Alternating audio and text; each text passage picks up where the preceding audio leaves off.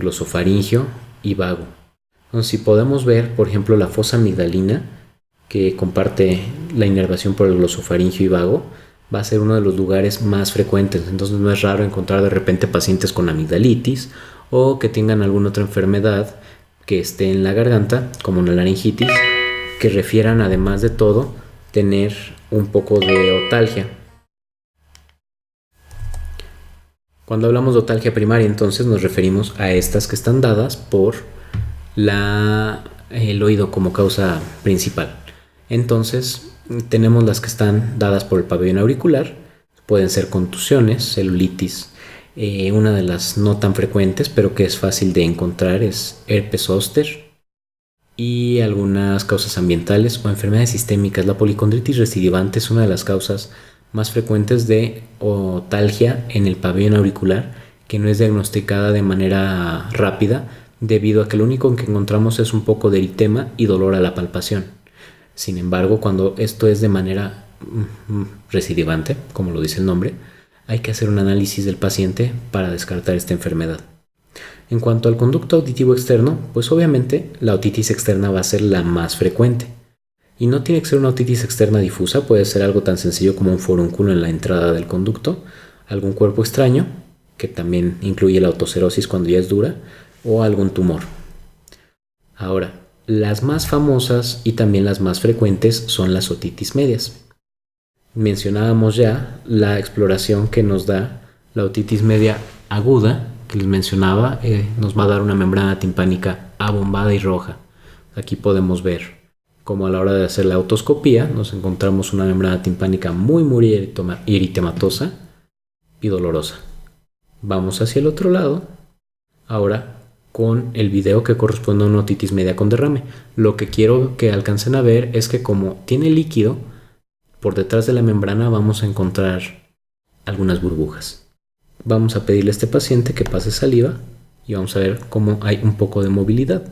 Sin embargo, lo más evidente es esta y estas burbujas. Normalmente no se alcanzan a ver.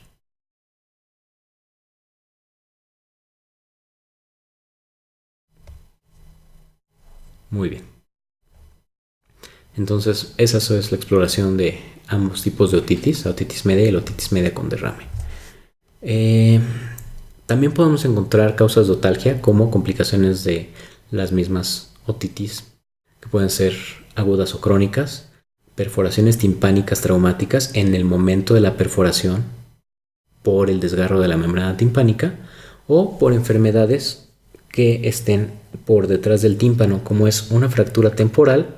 Si no tiene la fractura en el conducto auditivo externo, sino en la caja timpánica, va a presentar hemotímpano. Y es la imagen que estamos viendo aquí al lado. La otitis media con derrame o el hemotímpano van a compartir este colorcito en algunas ocasiones que es como violáceo.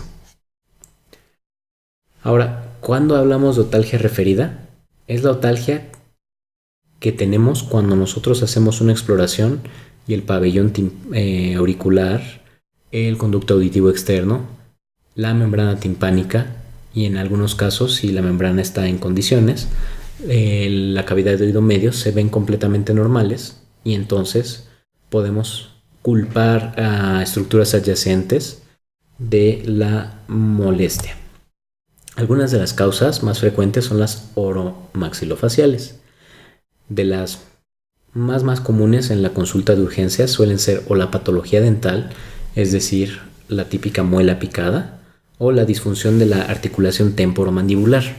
En esta no es tan difícil si nosotros ponemos los dedos sobre la articulación temporomandibular. Lo que vamos a hacer es que cuando el paciente abra, la presión que ejercemos va a hacer que duela tanto la articulación como el oído. Y con eso podemos tener un diagnóstico bastante adecuado. También tenemos algunas otras que normalmente no solemos pensar, como son la sinusitis, la parotiditis, la tiroiditis y la carotidinia, que pueden dar dolor. Hay causas aerodigestivas. De estas, la más frecuente es postamigdalectomía, pero la que debemos de buscar con más intención es la presencia de neoplasias. y algunos trastornos estructurales como enfermedades de la columna cervical o el síndrome de Eagle. El síndrome de Eagle es cuando el ligamento que va de la mandíbula a la estiloides empieza a tener calcificación, y como por ahí pasa el nervio glosofaríngeo, vamos a tener irritación del mismo y dolor referido. Esta es una neoplasia que está en la porción intracanal de la médula ósea, de la médula espinal, perdón, y entonces nos va a dar síntomas compresivos. Esto es bastante doloroso. Las cosas que nos van a dar información en el interrogatorio van a ser la edad, antecedentes de traumatismos, la presencia de fiebre, muy importante la otitis media aguda, obstrucción nasal, cuando estamos hablando de alteraciones en la nasofaringe, dolor a la manipulación, como en la otitis externa aguda, hipoacusia, otorrea, exposiciones ambientales, natación o buceo, antecedentes patológicos. Para la exploración física hay algunos datos que nos importan muchísimo. El signo del trago es cuando nosotros hacemos un poco de presión en el trago, y si el paciente presenta mucho dolor es un dato de otitis externa. El signo de Battle o de Battle, que se da como un moretón, una equimosis en la porción retroauricular, que está muy asociado con fractura del temporal. Si tenemos eritema y dolor en el proceso mastoideo, muy probablemente estamos hablando de una complicación de una automastoiditis. Y también podemos tener linfadenopatías pre y retroauriculares, que cuando están asociadas a infecciones suelen ser dolorosas. A la hora de explorar el conducto y el oído medio hay que buscar descamación, edema e hiperemia, que están muy asociados a las otitis externas crónicas. Hay que descartar que hay una neoplasia en el conducto, así como la presencia de secuestros óseos. Estos secuestros óseos nos referimos a fragmentos óseos que se hayan desprendido, que están asociados tanto a neoplasias de conducto como a una patología que se llama colesteatoma de conducto. Y también cambios en el aspecto y la movilidad de la membrana timpánica.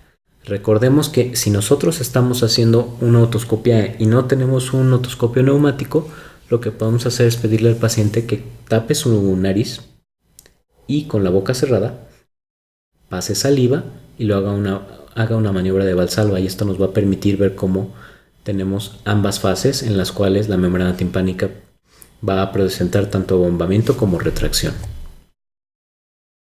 Revisar la articulación temporomandibular. Como les decía, vamos a colocar para esto los dedos en la articulación y pedirle al paciente que lentamente abra y cierre su boca a su máxima apertura.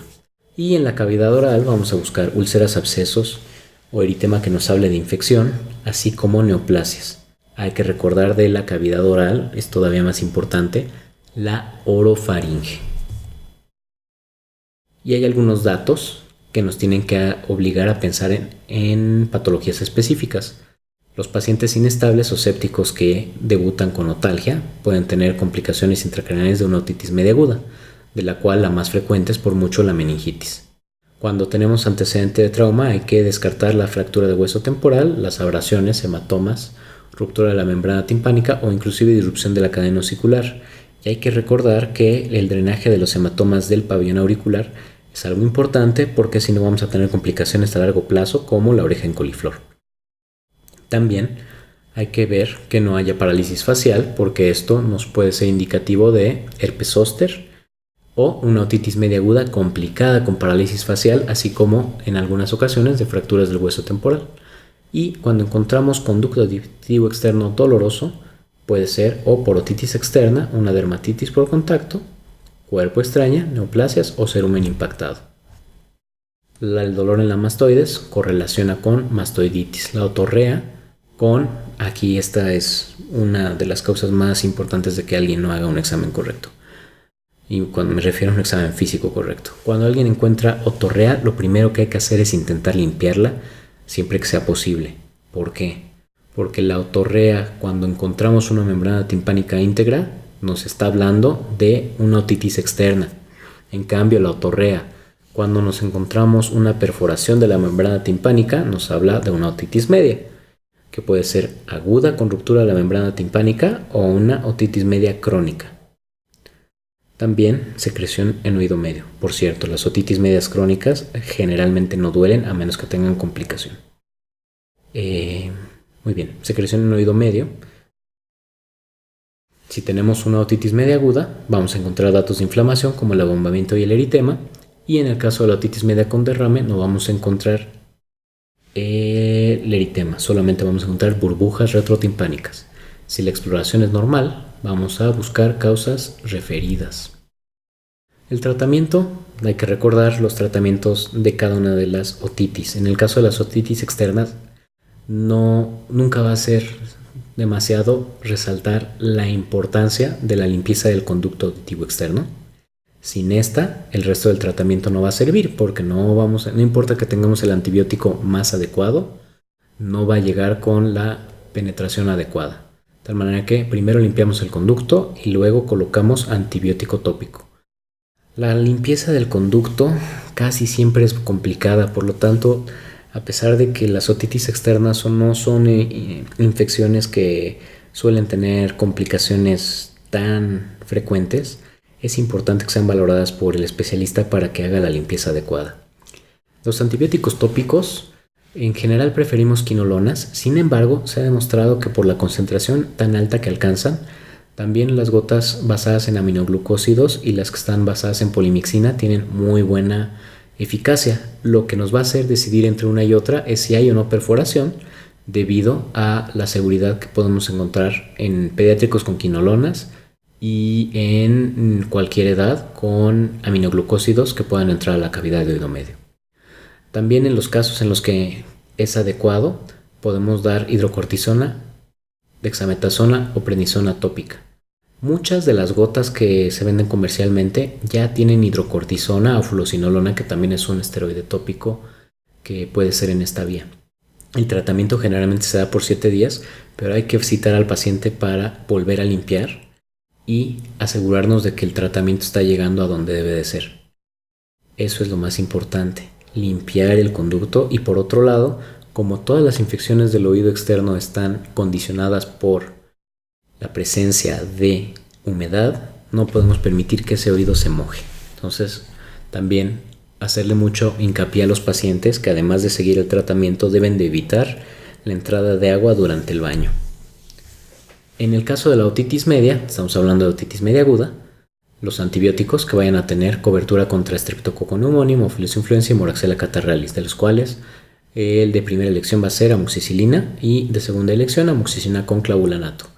Cualquier analgésico no esteroideo va a servir de manera adecuada y una vez más, cuando encontramos perforación, vamos a tener que dejar cuidados de oído seco.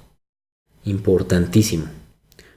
La meningotomía es una alternativa cuando el paciente tiene dolor intratable, que por más que le demos analgésicos, no se le quita el dolor de una otitis media aguda. Lo que se puede hacer es poner un poquito de anestesia tópica y de manera controlada hacer una meningotomía, lo cual va a aliviar la presión dentro del oído medio y calma completamente el dolor.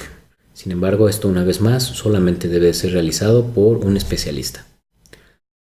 ¿Cuándo tendríamos que pensar en ingresar a un paciente?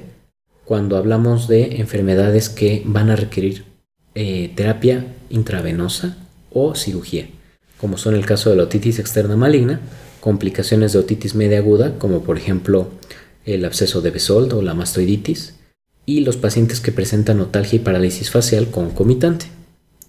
Y bueno, con eso estamos hablando ya de el síntoma otalgia y las causas tanto en oído como fuera que pueden estarlo causando.